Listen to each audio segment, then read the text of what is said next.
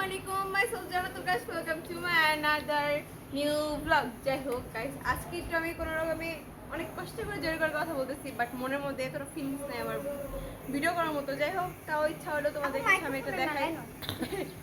যাই হোক, আর হ্যাঁ, একটা খুশি সংবাদ, সেটা হচ্ছে আমি কালকে মাইক্রোফোন কিনছি। আর কিভাবে কি করলাম সেটা কিন্তু অবশ্যই তোমরা ব্লগ পাবা। অবশ্যই এখানে চোর বেশি, যাই হোক তাও আমি চেষ্টা করবো ব্লগ করার জন্য। নর্মালি মুড খুবই খারাপ, তাও তোমাদেরকে আমি বলি শোনো। আর এটা হচ্ছে আমার আউটফিট। ফার্স্টে হচ্ছে একটু হাসি মুড়ে ছিলাম। নর্মালি অনেক কষ্ট করে থাকি হাসি মুড়ে থাকার জন্য। আর এখন হচ্ছে আমি আসল কথায় আসি। তো গাইস, এখন হচ্ছে আমি একটু গাছের বিষয়ে বলি। সেইগুলো হচ্ছে আমার গাছগুলো খুব শখের। একটু দেখো গাছগুলো। এই গাছটা কিছুদিন হয়েছে হচ্ছে আমি নিয়ে আসছি। লাউ গাছটা হাতে দেখো। আর এই লাউ গাছটা হচ্ছে 2-3 দিন হয়েছে আমি হচ্ছে লাগাইছি। দেখেন বড় হয়ে গেছে মাশাআল্লাহ। এক সপ্তাহের মতো হয়েছে, মানে 3 দিন লাউ গাছ বের হয়। আর এই তো মাশাআল্লাহ লম্বা হয়ে গেছে। এই যে এটা হচ্ছে নয়নতারা। বিসমিল্লাহ। গাছগুলো খুব শখ, দেখে দাও এদিকে। গাছগুলো খুব শখের নর্মালি, এই জন্য হচ্ছে আমার খুবই কষ্ট লাগতেছে যে গাছগুলো আমি নিজের মতো করে আর কিছু করতে পারবো না। আর এটা হচ্ছে মেহেদি পাতা ডাল আনছিলাম, মানে মেহেদি নিয়ে আসছিলাম, পরে ডালটা লাগাই দিয়েছি, দেখো খুশি বের হইতেছে। যাই হোক, এইগুলো হচ্ছে খুব মানে মাটিও কিনছিলাম অনেক টাকা দিয়ে, হ্যাঁ, শুধু নিজের শখ পূরণের জন্য। এখন সেগুলো থাকবে না, এগুলো আউট হয়ে যাবে। তারপরে রুমের কাছে আসি।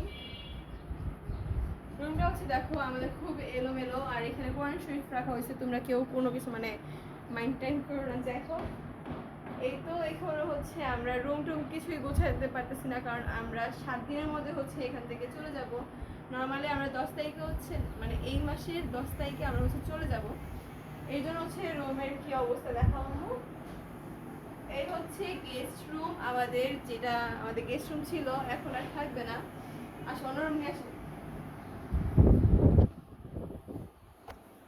এটা হচ্ছে ডাইনিং রুম, দেখো। আর এটা কালকে ভাইয়া ভাঙছে। দেখো দেখো, এগুলো সব কিন্তু শখের। একটা মানে আমার আব্বুই শখ কিনছে, বাট এটা হচ্ছে আমার চাচু দিতে না। যাই হোক, কারণ নাম না বলি।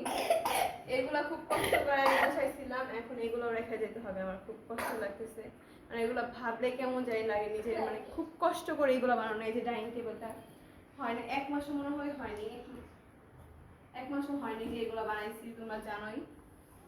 তারপর এগুলো সবই রেখে দিতে হবে, এমন কিছুই নিতে পারবো না। এই ফ্রিজটাও খুব শখের, যখন ভাইয়া হয় তখন হচ্ছে এই ফ্রিজটা কেনা।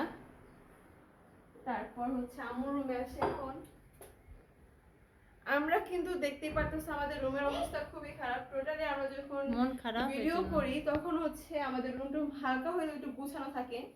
এখন আমরা কিছুই করতে পারতেছি না, কারণ নিজের মনকে সান্ত্বনা দেওয়ার মতো আর কেউ নাই। এই যে এগুলো সব কিছু রেখে যেতে হবে। দেখো ঘুমাইছি আমরা কোনো রকমে, শুধু রান্না করতেছি, খাইতেছি, ঘুমাইতেছি, মানে শুধু টেনশন আর টেনশন। এগুলো সব রেখে যেতে হবে আমাদের, কোনো কিছু নিতে পারবো না। ড্রেসিং টেবিলটা, ড্রেসিং টেবিল খুবই শখের, এখানে আমাদের খুবই স্মৃতি জড়িয়ে আছে এই ড্রেসিং টেবিলের মধ্যে। তারপর হচ্ছে আসো, এটা হচ্ছে আম্মাবুর রুম, আর ভাইয়া থাকে এখানে। আর এটাও খুব শখের, এটা নর্মালি আমার হচ্ছে একদিন রাগের জন্য এটা ভেঙে গেছিল। তারপর এটা হচ্ছে আমার ছোট বোন ভাঙছিল, মানে এখানে অনেক স্মৃতি জড়ায় আছে আমাদের।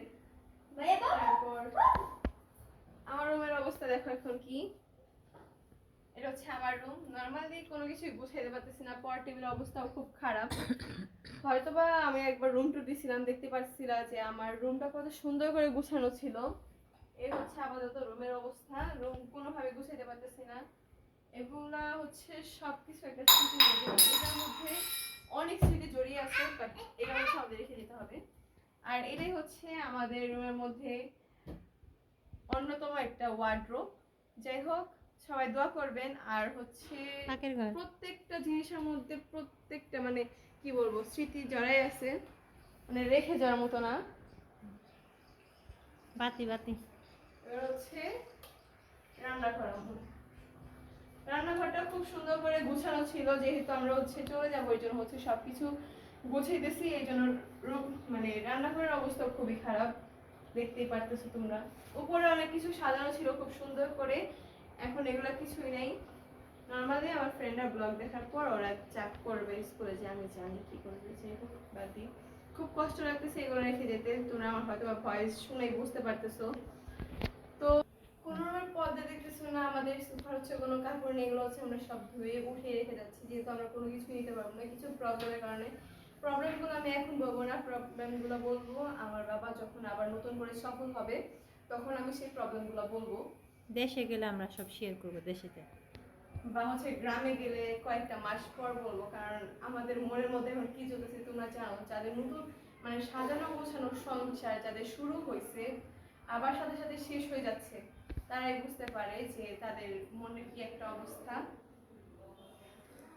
আমি অনেক আশা করে আমার এই মেয়েকে, বড় মেয়েটা আমার, তো আমার মেয়েকে আমি নিয়ে আসছিলাম ঢাকা শহর, বড় মানুষ করব, ডাক্তার বানাবো, কিন্তু আমার আল্লাহ ভাগ্য রাখে নাই, এর জন্য চলে যেতে হচ্ছে গ্রামে।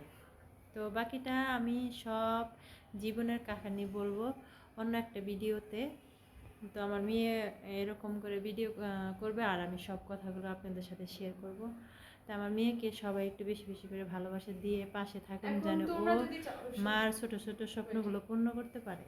এখন তোমরাই পারো একমাত্র আমাদেরকে হচ্ছে আমাদের এই অবস্থানে আবার ফিরিয়ে নিতে, হয়তো বা আমাদের কয়েকটা বছর কষ্ট হবে। তোমরা যদি চাও তাহলে কিন্তু আমরা আবার তাড়াতাড়ি ফিরে আসতে এইভাবে পারি। একই স্থানে আমরা কিন্তু এইভাবে ভিডিও করতে পারবো। নরমালি খুব কষ্ট হইতেছে, কষ্ট তো কিছু করার মতো নাই, রেখে যেতেই হবে। যাই হোক, আজকে এই ছিল ভিডিওটা আজকের ভিডিও। সবাই ভালো থাকবেন, সুস্থ থাকবেন, এবং কি মানে কি কারণে আমরা হচ্ছে দেশে যাচ্ছি সেটা কিন্তু আপনারা 2 থেকে 3 মাস পরেই জানতে পারবেন। 2-3 মাস পরে না, আমরা যাওয়ার পরেই বলবো সব আপনাদের জীবনের কাহিনী তুলে ধরবো, সব কিছু বলবো। তো আজকের ভিডিওটা এই পর্যন্তই। সবাই ভালো থাকবেন, সুস্থ থাকবেন, আর আল্লাহ পাশে হাফেজ, আমাদের love you পাশে guys, সব সময় সবাই থাকবেন। আমাকে প্লিজ আমরা একদম মিথ্যা কথা বলতেছি না গাইস, আমাদের প্রত্যেকটা ভিডিও বুঝতে দেখতে পারবেন, কারণ আমরা যখন ডেইলি, আমরা যেহেতু ডেইলি ব্লগ করি, হ্যাঁ এর জন্য হচ্ছে আপনারা বুঝতে পারবেন। আমরা যাই হোক, আপনারা পারেন আমাদের কি অবস্থা আবার ফিরিয়ে